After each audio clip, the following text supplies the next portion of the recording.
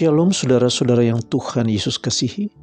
Salam sehat dari saya, Pendeta Rudolf Manhutu, yang akan menyampaikan kebenaran firman Tuhan yang didasarkan pada Yeremia pasal 31 ayat pertama hingga ayatnya yang ke-9. Perenungan firman Tuhan ini diberi judul Pintu Telah Dibuka. Saudara-saudara yang Tuhan Yesus kasihi, ada banyak cara memaknai minggu Advent sebagai minggu-minggu penantian Tuhan Yesus datang kembali. Jika diambil benang merahnya dari semua pemaknaan itu, maka selalu saja yang ditonjolkan adalah kasih Allah yang luar biasa itu.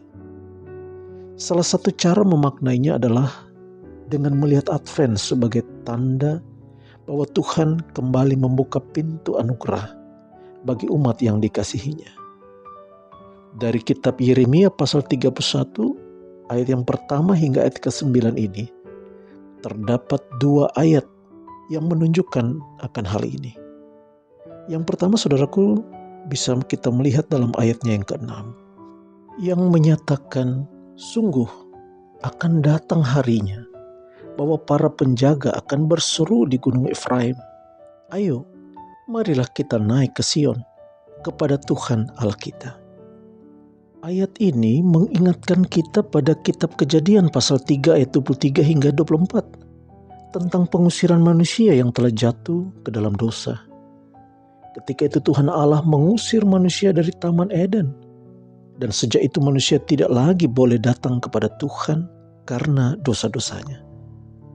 Kalau toh manusia tetap memaksa, maka pedang para kerub yang menyala-nyala dan menyembur-nyembur siap menghadangnya.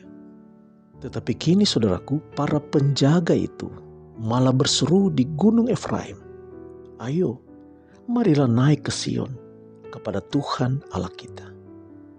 Karena kasih Tuhan yang begitu hebat, gunung Sion di mana bait Allah itu berada, sekaligus menjadi tanda kehadiran Tuhan Allah sendiri, terbuka bagi manusia.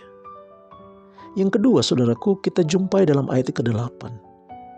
Kembali di situ ditekankan kepastian kasih Allah akan dinyatakan di masa-masa penantian ini. Mereka yang oleh karena dosa-dosanya menjadi cacat di mata Allah. Mereka menjadi buta dan lumpuh.